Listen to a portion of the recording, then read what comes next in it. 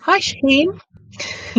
I'm Hi. Julia from Succeed with Dyslexia. Thank you ever so much for coming along to have a conversation. I know that we're now live on Facebook as well. So, hi, everybody who's joining us. So the conversation we're going to be having today, I've been really excited about this, Shaheen. It's about resilience, and I think that's the big part of the story we're going to tell today. I think there are some great formulas for success for people who are dyslexic and who continue with their learning throughout life. And one of those really key factors is resilience.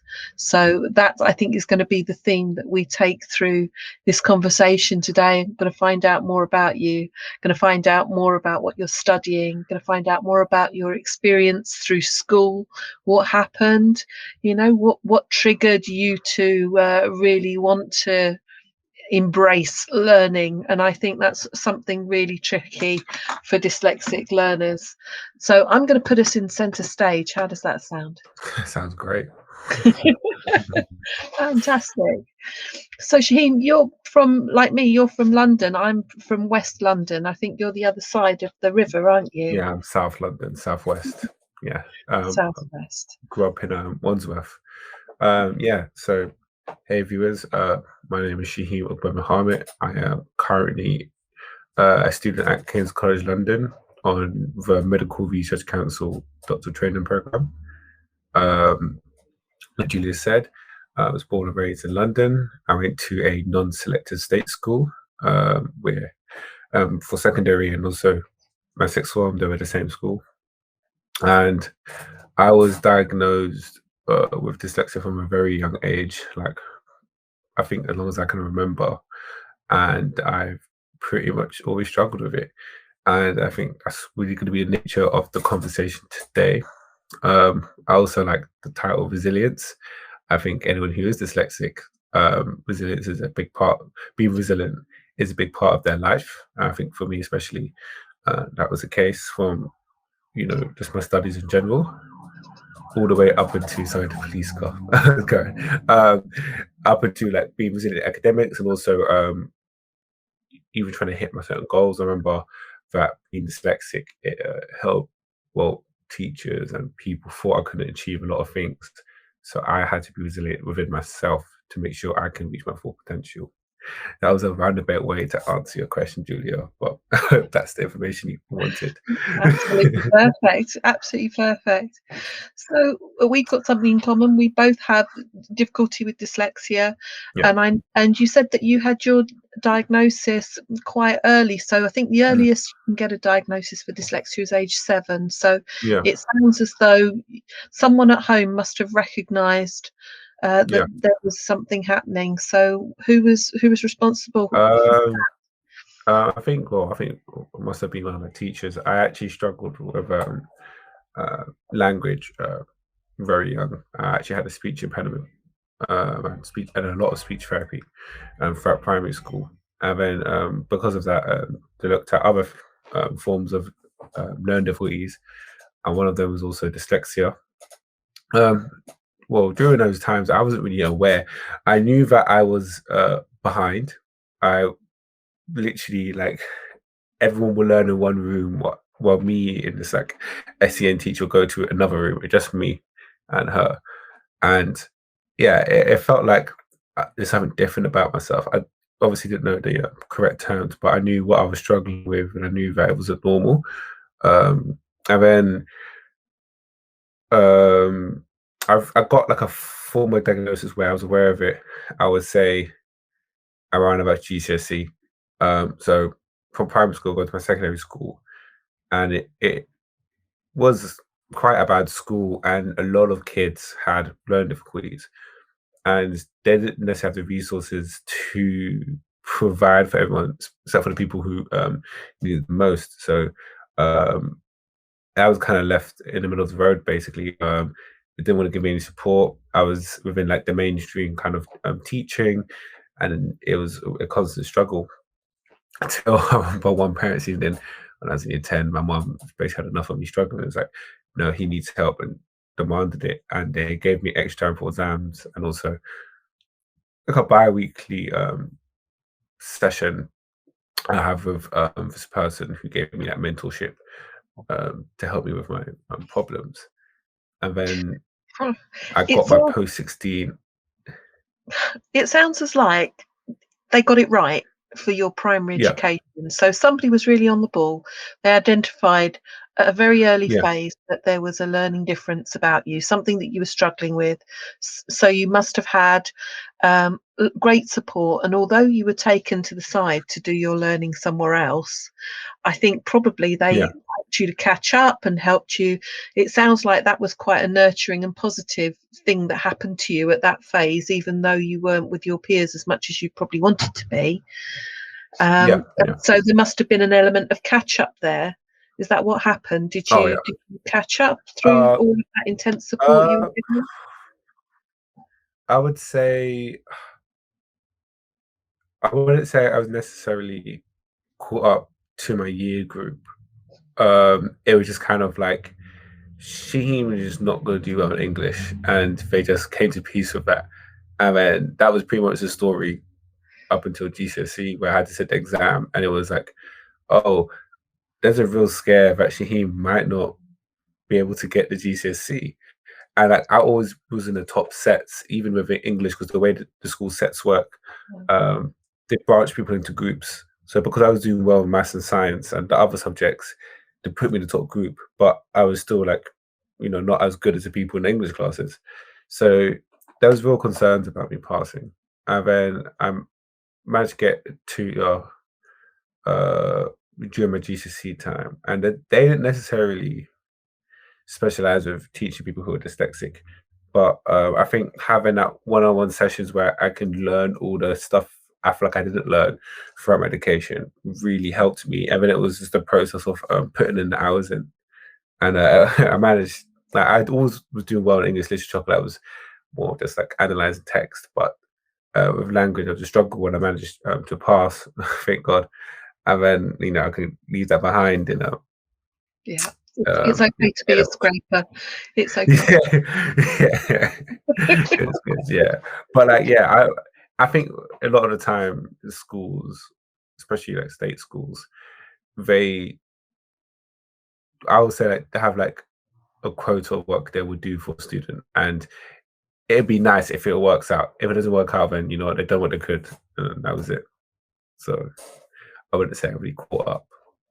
Well, Yeah. it's so tricky, and usually once you've got an identified learning difference, so Mm, in your case dyslexia and some other things going on as well that made it mm, tricky for you with speech and language, but you assume that accommodations are going to be made and support's going to be given and help to get through the GCSEs is going to be there. mm, And so I'm really surprised that maybe extra time wasn't there for you, or mm. any other sort of support, so nothing there for you for your GCSEs. Um, yeah, well, I had extra Wow. time and a laptop, but I would say the laptop didn't really help me because I could write faster. But yeah, it was more like extra time, like, oh, I just have more time in the exam, and it's like fine, Mm, good suppose. And then I think the way I went around it and managed to be successful was sitting down on myself and being like, okay, what can you do? And I started developing strategies. So this is like when I really thought about, okay, what exactly am I struggling with? And I realized this concentration at reading text. So when I read something, my mind just goes absent sometimes, but I don't mm, realize it, and it obviously slows me down and hinders me. So I was like, okay, I need to work on my concentration. So I need to do these concentration exercises. I remember doing when I was younger for speech therapy, yeah, and I would practice doing that at home, and then also looking at ways to highlight the text different ways, or um, strategies and picking notes when critically reading something. mm, Um, and and from that experience and getting uh, a good outcome from that, I realized, okay, if I believe in myself, I know I can get through any kind of problem in that kind of realm. So coming to university, but I didn't, because at the time I didn't actually have a full, okay, official dyslexic diagnosis. My school just had the SEN person do it, but it wasn't really official. But it was enough to get me extra time for exams. So when it came to university, it's like, oh no, you need a post 16. And I remember the day I was doing my post 16 was the day of my first exam. So I was like, yeah, this is useless because now I'm not going to have extra time for my exams. But, you know, life happens. And I did my post 16 and I got my results. And like, it was even worse than I thought. I was like, I thought, like, oh, you're just like mildly dyslexic. So, oh, no, you're like uh, quite far down the spectrum. And like, you have also other issues. Like, I had like one of the lowest short-term memory um, in the country and other stuff. And I was like, okay, right, I kind of review of myself.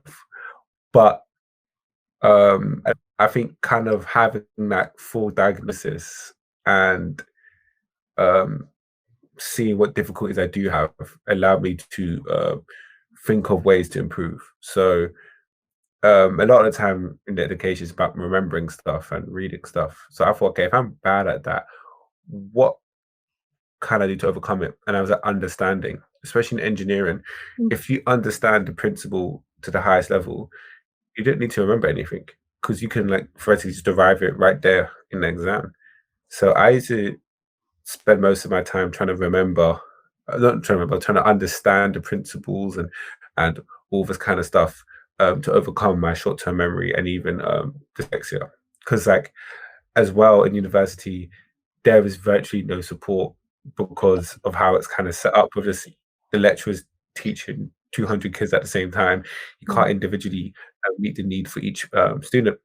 So I think that also having that freedom of kind of directing my learning allow me to really fine tune what's best for me. And I think now I'm at the point, especially as a research student, where someone asks me to learn something, okay, I know what I need to do to learn it, and even like figure out how long it will take me. Like, oh, okay, that will probably take me 2 weeks. I need to do X, Y, and Z. And I think that's the resilience there from my experience in school and all that kind of stuff. It sounds like you've worked out you're a big picture thinker and that you need to find the edges of something to understand. Does that sound right? Does that sound like you? I think it's a really interesting approach that you have to get into the Yeah. mechanics of understanding, you know? Yeah. So at school, Oh yeah, 100%. I think yeah. that's okay, Sheen. I was just thinking back to what that must have been like at school. So you had a way that you could learn. You were developing your way at that point in time. You probably didn't understand Mm, some of the skills that you had actually got. You know, you were probably feeling very, very stressed when you were at school. Peer pressure is a hell of a thing at mm, school as well. Did you feel mm. different to your peers? How did that impact on you, that feeling of difference? How did you manage Um, it? um, funny enough, the school I went to, like the majority of people were dyslexic. I had no difficulties. So like it was kind of like um universally everyone's kind of struggled and that Mm, kind of created companionship among us. So like actually like one of my close friends also dyslexic and like, we kind of relate on that aspect there on that aspect and it allows us, I don't know, so when you have that, it doesn't make you feel alone. And I think it gives you the confidence to keep going. It's like, okay, it's not just me. A lot more people are struggling. Um, let's keep going. Let's keep fighting. So I wouldn't say it necessarily made me feel different, but when I did feel like that when I came to university and I was like one of the only dyslexic people in the institution. And I was like, well, okay, it's not that common to what I thought it was. Because in school I thought it was almost like all 2 and 3 people like have dyslexia. Because it was yeah, it was that common in my school. And then I realized, oh no, it's much less than that. mm. Yeah, I guess it depends the pond you're swimming in, doesn't it? Yeah. Your perception of yourself and the reality around you. So I think that probably was quite helpful actually, because it probably gave you sort of compassion and understanding for other people's learning differences as well at a young age. What made you more understanding? I wonder if it's shaped what you chose to study and who you've become. Oh yeah, 100% it has. I think so. We talked before, and I think that when I was picking my A levels, I was just trying to pick all the subjects where I had literally no essays and like extended reading. So I chose maths, maths, physics, and chemistry. Like pretty much virtually no essays, and even picking my career, because you know what, like I love science, I love engineering, but my real interest is in philosophy. I love philosophy. Like if I can literally grab some books now. But it's like that's what I'm really interested in the most. And one of my dream courses to do was maths and philosophy at university. But and I used to go to the philosophy A-level classes in my school, but I wouldn't do the exam.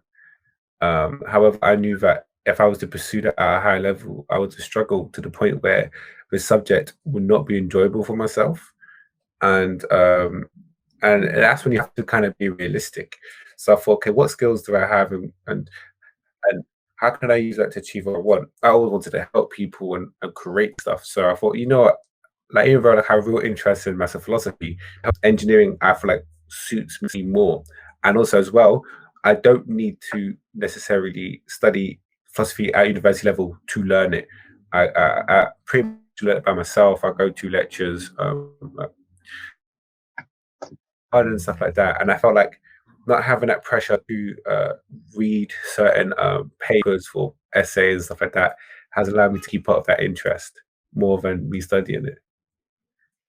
And at some point in the future, Shahima, I think from your academic trajectory, it's so interesting now where you're headed in the world of science. But at some point, ethics is going to be in your world big time, I think, depending on what you choose to do. And I think all of these things will come into your world and be part of your Mm. working life. It's a part of your course forward. I Yeah, think yeah, if you're genuinely interested in things, they find a way to you like a magnet. So just while yeah. we're talking Yeah, about, it's true. yeah, yeah, yeah, I really believe that whatever you put out there, the energy that you put out tends to come back. I do believe that. And even if you're not able to do something at a particular point in time, you just keep that interest, just keep feeding that interest. You don't close the door, you just keep the door open, and perhaps at some point you'll have a chance to do those things that you hoped you'd be able to. And it starts with having that real positive mindset, Yes, and 100%. resilience. We got to come back to it. That's a big part of that. If you believe that you can take on those challenges, you're more likely to, aren't you? Yeah, yeah, 100%. So on Facebook Live, we're quite happy for anybody to ask you questions, Shaheen. So as we go along, if anybody has got any questions for you, would like to know, I'm quite happy to pose those questions to you. So there we Okay. are. Don't be shy. Please type away. We won't be critical of spelling mistakes. That's okay. Just type away. It's fine, and Yeah. we'll answer your questions. So while we're talking about that, I just wanted to think about assistive technology, sort of broadly. I was having a conversation with a lady in Canada yesterday, and she works in a pod, basically a pod that supports people with the technology that they need when they bridge between Mm. college and university. And part of her job in Canada is trying to find the right assistive tech tools to be able to enable people to do whatever it is that they're going to do next with the right support. You might not need the same support if you were going on to, like you, work in the medical field, to as if you were going to work in an engineering factory or something like that. So it's a sort of a bespoke service that they offer, which I think is really wonderful. So what Yeah. I'd love to know, what are the technologies that you use and feel support you the most to be as productive and effective as you can be while you're studying? Um, I think the biggest one is the shift from having stuff on paper to a screen and being able to take notes on that. Large part of my condition is that stuff on white text seems to be an issue for me in terms of concentration. And I remember like exams being difficult in that way. But ever since, iPads and ebooks and all those stuff come along, you can like change the brightness and the color, and that just dramatically increased my productivity and my effectiveness when learning. So that's the first one. And then this is something I've been doing recently, from suggestions from a few of my mates. It's this, I think it's like speech to text diction kind of feature where you can speak into your laptop and it will just type it out, right? The technology's been out for ages, but I haven't really utilized it till now. When I had to write these essays for my these reports for my masters, I literally now what I do is I basically just talk to myself for 30 minutes, and then I was okay, let me go back and make this make sense. Like let's just correct the grammar, let's fix the words, and that's really helped me out dramatically. Text to speech is or speech to text is, both are cool, both are really great. If you have got lots in your head and you want to get them out and then you can organize them on the screen, that must be tremendous advantage for you. Yeah. Yeah. And you mentioned some color and tints and things. So do you have scotopic sensitivity or Mears-Erlins or a condition like that with visual disturbance? Yeah, I did. This is something I'm not entirely sure because I really found out about this during when I had my assessment when I was in secondary school, and not necessarily my post-16. And that's leads on to the question someone said, but I'll get to later. So I'm not really sure about everything about it, but what from I remember was like anything with a blue tint just works well for me, and I can see that best. And again, I don't know too much about it. I should. But all I know is that anything on white is bad. Anything on tin is good. So I've taught students who have text in front of them and it looks like rivers or it wobbles about on the page. Oh yeah. That's me. Yeah, 100%. Is that you? Yeah. And you think it's normal, right? That text does that? Yeah. I thought everyone kind of like, if you looked at something for too long, like this just happens. But it was just something unique to me, and And I was like, oh, yeah, let's fix that. Yeah, it's a thing. It's fixable. Yeah. Visual disturbance is fixable. It really is. And I would say to anybody who has this jiggly text thing going on, just try a different color background or try printing it on a different piece of color paper or try an overlay, because you never know. I'll never forget this lad that I taught, and I said, here, have a look at it through this. And I just gave him a pink overlay and I said, well, there's lots of different colors, but try that. And he went, Yeah, what? It's not moving. I can't believe it. Some things are easy to support, aren't they? You just need someone to take a bit of time with you to identify what it is that you're experiencing. It makes a big difference, 100%. Yeah. I'll answer Andrea's question about the Please. post-16 assessment.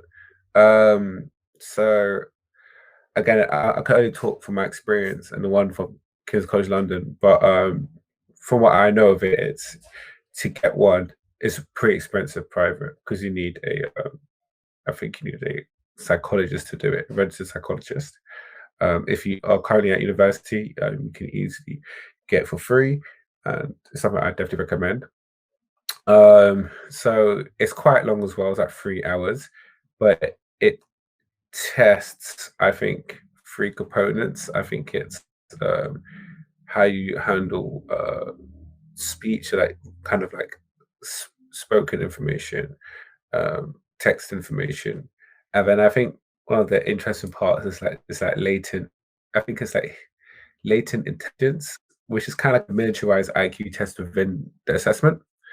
And I think that was a big component. I felt like because for me, I'm always was like not necessarily a high achiever, but uh, quite good at my studies. So even some of my friends don't believe I'm dyslexic because but how you getting good grades? Like, I can get good grades, but this just doesn't make you like stupid. It just makes it hard, and there's a challenge. And so like when I did that latent intelligence part, the latent attendance part, and when I got my results back, it was like, yeah, like Shaheen has quite high intelligence, but he has these lot of um, hindrances. And it's crazy because like the psychologist like almost developed like a theory to explain how I got to where I was with the problems I have. And I think that's what the best thing about the post 16 is. Like, it kind of, you get a professional's opinion on how uh, you have the certain problems you have, uh, and how you kind of got to where you are. I don't know if that really answers your question, but that's the best way I can describe it. I can't necessarily remember it too much because it was 3 years ago. So I can tell you that you would. It sounds like you've had a range of different tests there. So for Yeah, the dyslexia test, that's exactly how you would have experienced that. So things like rapid naming, and there are various yeah, components that you describe where you do tests. And it sounds like you've had some additional support as well, because an IQ test wouldn't necessarily be part of that dyslexia test. But I think that sounds like it was quite a motivational experience for you, having an IQ test, because that absolutely yeah. let you know what a smart chap you are, didn't it, at that point in time? No doubt about it. Well, like actually, like that's like half right because I actually had I want to say it's official IQ test, but IQ test from one of my tutors I had when I was in primary school from English. And I think back then I didn't have much confidence in my academic ability. I was like, yeah, I'm a low achiever because I was a low achiever back in the days as well. Like I'm there, even at a young age, I felt like yeah, my prospects are quite limited. But we did this test, and I had like a quite a high score.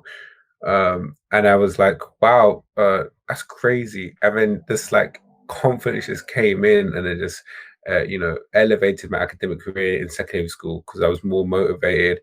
I felt like I actually can achieve something.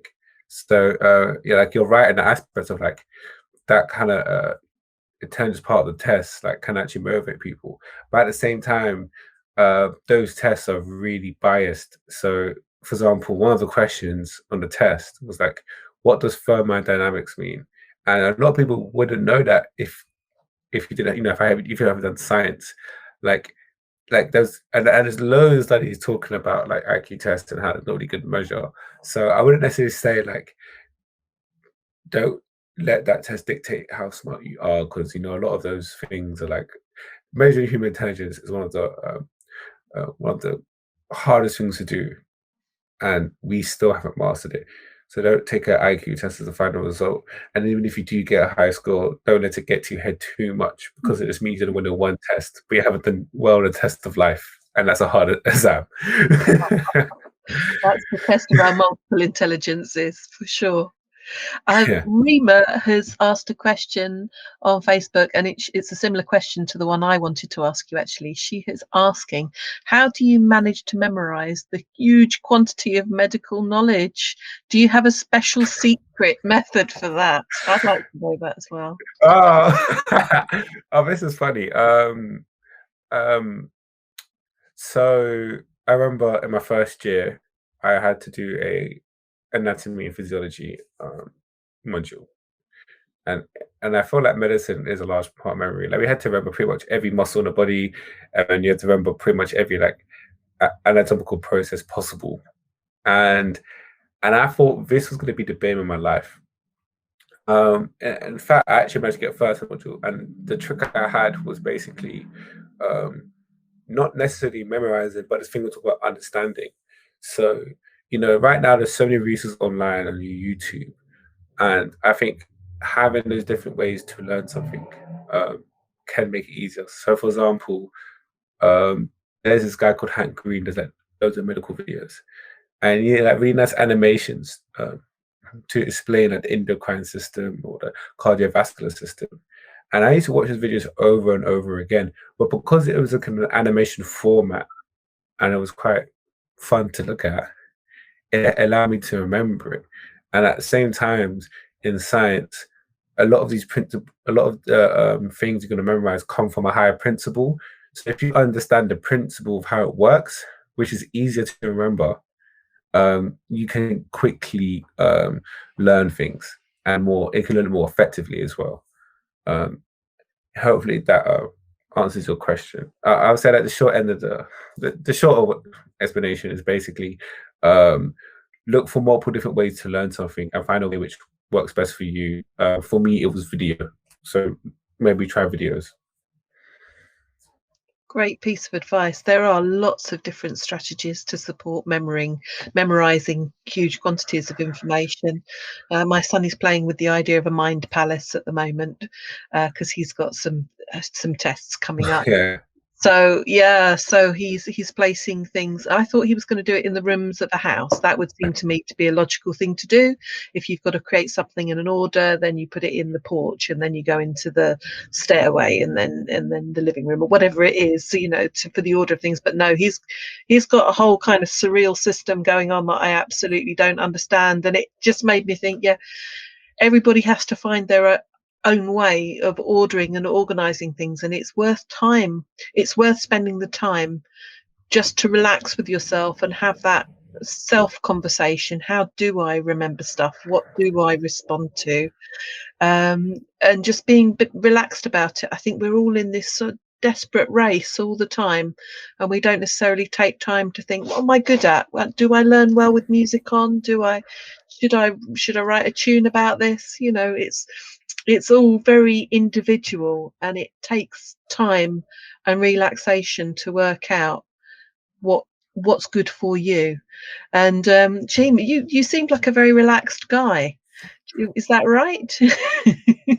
Do you think you're at peace with your learning methods now, and it's something that you've thought a lot about?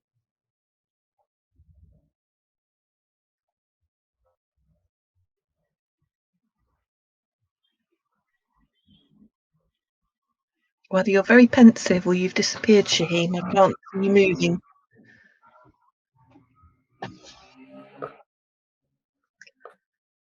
Did you lose me, Shaheem? Um,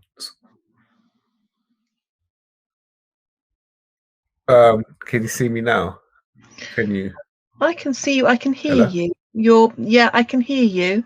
Your screen's I can hear you now. okay. I can That's hear good. you. Goodo. Hello? I said, yeah. It sounds like we've got a little bit of lag on the line.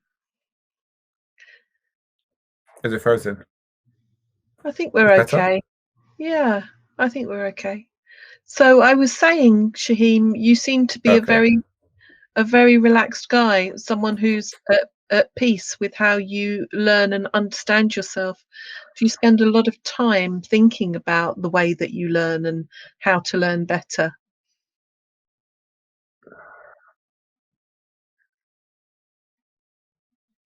Oh yeah, that's pretty much what I think about actually. Um, Before I say anything, can you hear me okay? Yeah, perfect. Hello? Okay. Yes, I can hear Okay, you fine. perfect. Yeah. Yeah. So yeah. So I often have an hour each day, call it like healing or reflective time.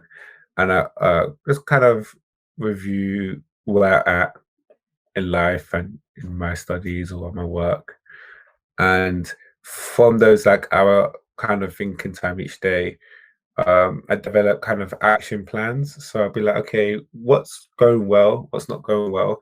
What do I want to improve on? And I think having that time to allocate for myself has allowed me to uh, be more at peace in my situation and be rational. I think nowadays everything's so fast paced. There's not enough hours in a day, and a lot of people don't have that time. So, and especially in lockdown, this is when I actually developed it. And I think if you implement that into your life, I'm certain you would have that kind of like clarity where you're going, because you just need to.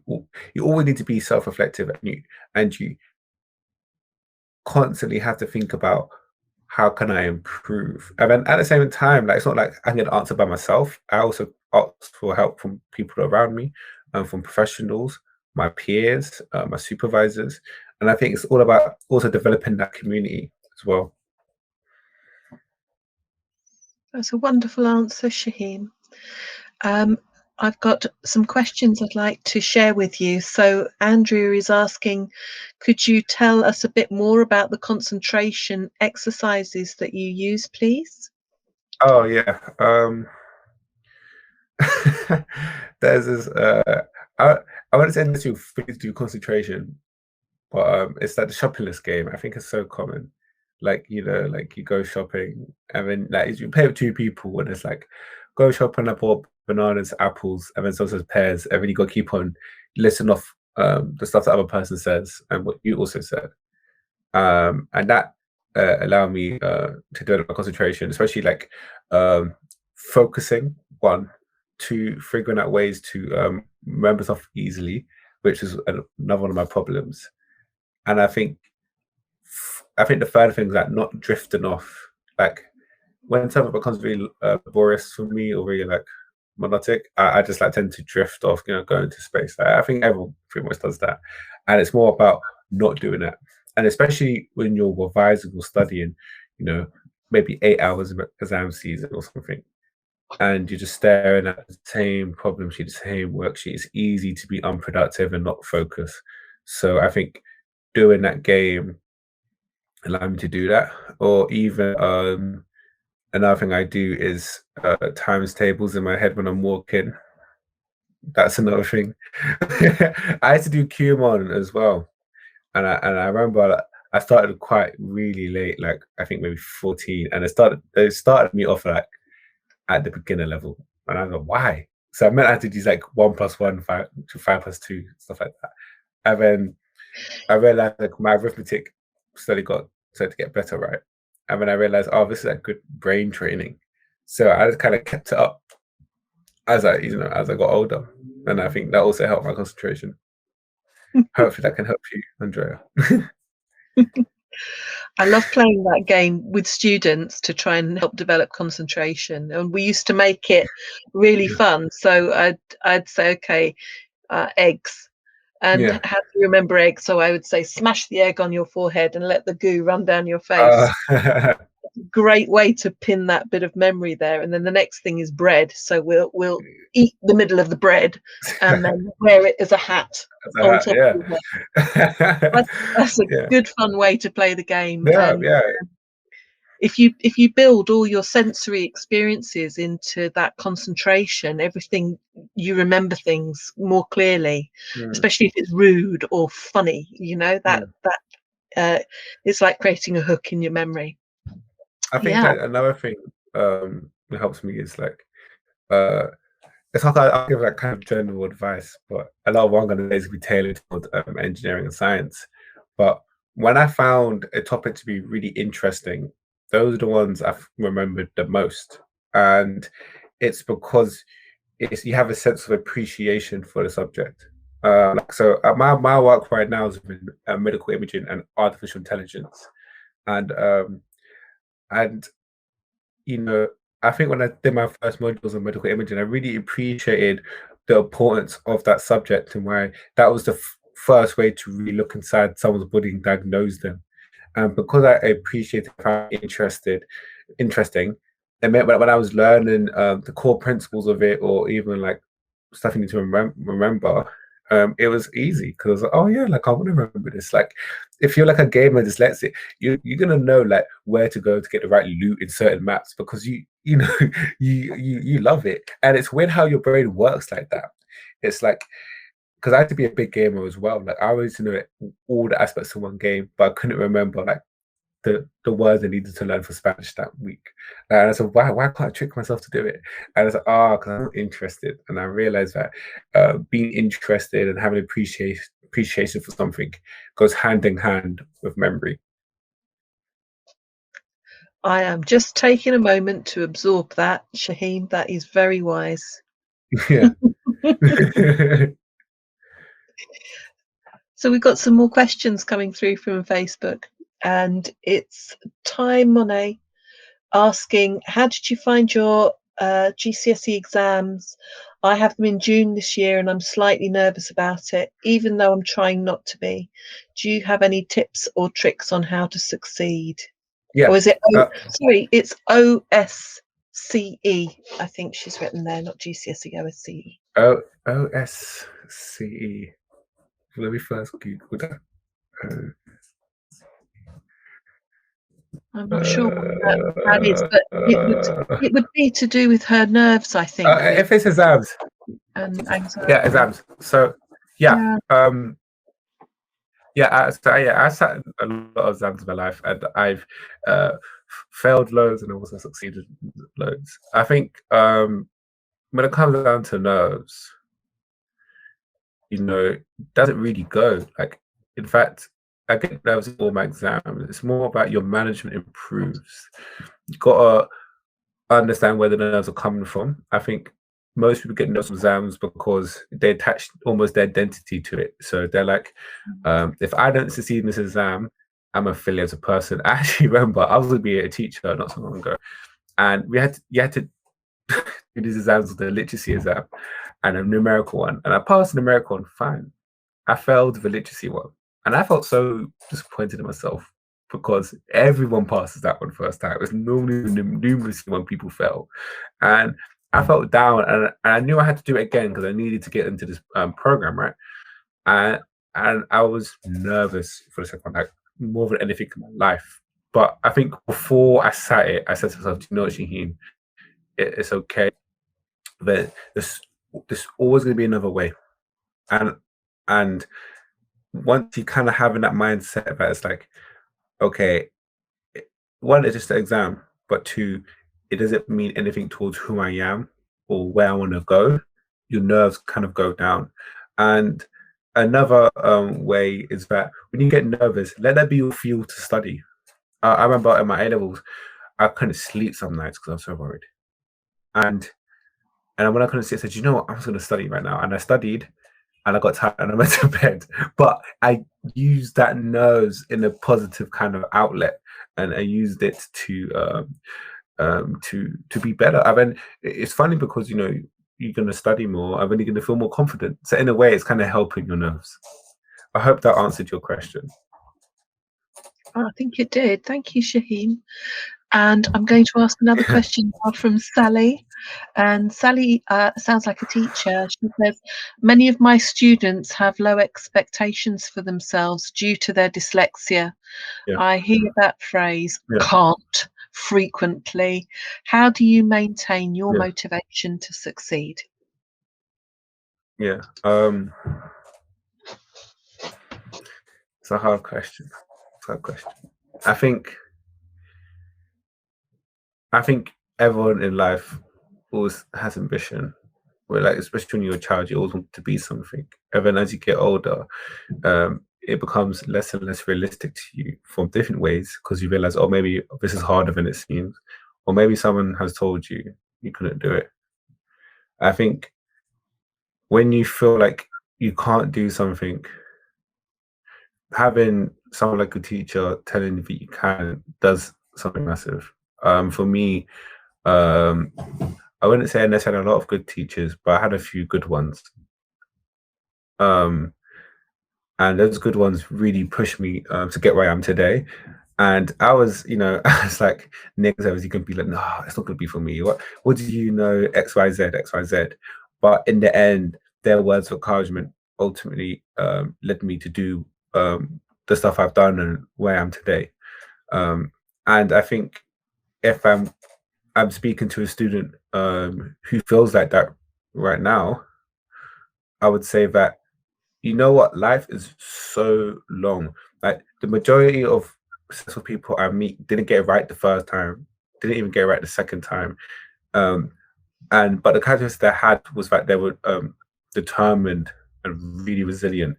And that speaks volumes because you can have natural talent, but if you're not willing to go the extra mile and really fight for it, it's not going to translate into success.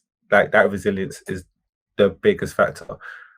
So I'll to answer your question, I'll say for you, the practical thing to do is that keep on pushing them. or give them my contact information. I can speak to them personally. And also, if you are one of those students who feel like you can't, just remember that you can do anything, honestly. And if it takes you 10 years, it takes you 10 years, but you're still going to get there. And that's what matters. So you're a wonderful ambassador, Shaheen.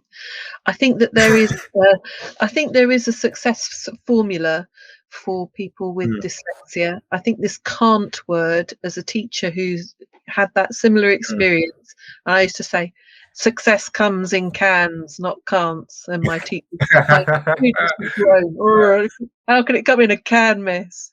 It does, it comes in Mm, a can. It starts with I can. So that's that. I mm. was known for that, was the can lady. But I think there is a formula for Okay. success if you are dyslexic, and I'm going to tell you what I think the formula is. And yeah, resilience is on that list. So I would say early Yeah, number recognition one. for your dyslexia is important. Having recognition that there is actually a difficulty there that Mm, can be supported, really important. mm. Then the good support. You had this, Shaheen, you had the good support of some teachers at that early Yeah, primary phase who were able to support you. The next thing yeah, yeah. is personal determination. You have Mm, absolutely exemplified how you do that through this conversation yeah. today. Resilience, absolutely. Mm, You've got to be able to take the knocks and get back up again. yeah. Good stuff. Sorry, I want to Yeah. interrupt you, sorry, because I feel like I want to say something tangible. I feel like I haven't been saying anything tangible, and I think like anything in life is about self determination, right? Uh, And like what worked for me might not work for someone else, but I think if I just say what it is for me, maybe you can see the general pattern and apply it to yourself. yeah. Like where I'm come from, the people I have around me, success is nowhere means like guaranteed, and like you rarely see it, and it's sad, and it gets you down. And I Mm, always wanted to not only be different, but to change that. I think for me, being successful isn't necessarily having personal success within my career, but helping everyone around me and my community, and kind of seeing just like depravity or like stuff which is not nice. It's going to make you motivated. So I think if you have something you want to change, something you want to fight for, translate that into a goal you can achieve for yourself. That is the easiest way to get self-determined. And I hope that is something tangible which you can take from this live stream or live. without a doubt. I think Yeah, that you've just absolutely encapsulated that really crucial point. yeah, And yeah, clearly you have grown up in a part of London which I know, and a lot yeah, of us living in places and situations where it is yeah, really tough, and tough to get the breaks and the support that you need to yeah, yeah. be the It's best person you can be. Yeah. yeah, yeah, and that's why I want to focus the last half of my career towards that. I think what I've also realized is that you have to achieve something to change something in a way. Because if you just say, "Oh, let's stop doing this and let's do this," like, why should I listen to you? I mean, it's like, oh, there's actually not a reason till you achieve something which people see as valuable or something commendable. And that's kind of my aim right now is to be an innovator within my field so that I can use that influence to change the situation as it is. And also, there's also amazing organizations out there already and individuals doing that. So I'm also fairly confident that the years will be better and things will change. But yeah, So you are in a fantastic situation. You can have impact because mm, you've now reached a point in your studies where, yeah, you're looking at brain scanning imagery. You're yeah, working out, you're trying to pin down, is this causation? Can we, what can we mm, correlate here? yeah, yeah, yeah. This is an amazing position to be in. What do you want to be doing in Mm. 10 years' time, Shaheen? 10 years. Oh yeah. Um, I'd say in 10 years, but I do have a dream. I have a massive dream of becoming a principal investigator. Not many people know what that means, especially, but in academia, a principal investigator is someone who decides what science they want to do. When you do a PhD, a lot of the time, someone's really outlined a problem and you're just doing it. Postdoc, the same, but you have more experience and more power, basically. But once you become a principal investigator, you decide what you want to do. And if I do become a principal investigator, I wanted to look in the interface between mental health and neuroimaging. So again, if you think about how mental health and learning difficulties, how they're assessed, it's mostly by questionnaires and stuff like that, qualitative data. And with qualitative data, creates ambiguity. And it's not consistent. But I think if we have neuroimaging where you can have a brain scan and say someone's dyslexic or someone's depressed, how powerful would that be? And on top of that, if you have a model which can do that, you can find the regions of the brain which cause this, and that could create neuroprotective treatments for neonatals or a better healthcare system. So that's kind of my dream. Again, when I reach there, who knows? But I'm gonna try my best. Shaheem, I wish you every success with everything you want to do in the future. Yeah. I'm sure that you are going to make a huge difference in the world, and you already are making a huge difference. Thank you. I'm grateful. Thank you. You're welcome. I'm going to wrap up this wonderful conversation, and just there's such a lovely message on Facebook from Linda saying you've given some wonderful advice and thank you so much for sharing. Yeah. And she will share your advice along to her son. That's a really heartwarming message, isn't it? Yeah. And I do hope that everyone will listen and share and think of someone they can share this with. I actually can't see the Facebook stream. I was curious, like how many people were there. Chloe can tell me. She can probably give me numbers. But the great thing about Facebook is that people can go back and watch again. Okay. And so this will remain in the ether, continuing. Internet. Oh god. Oh god. No, but I had a pleasure coming up here. I definitely respect what SucceedWithDyslexia does. It's an amazing company, organization, and I hope you guys continue the good work.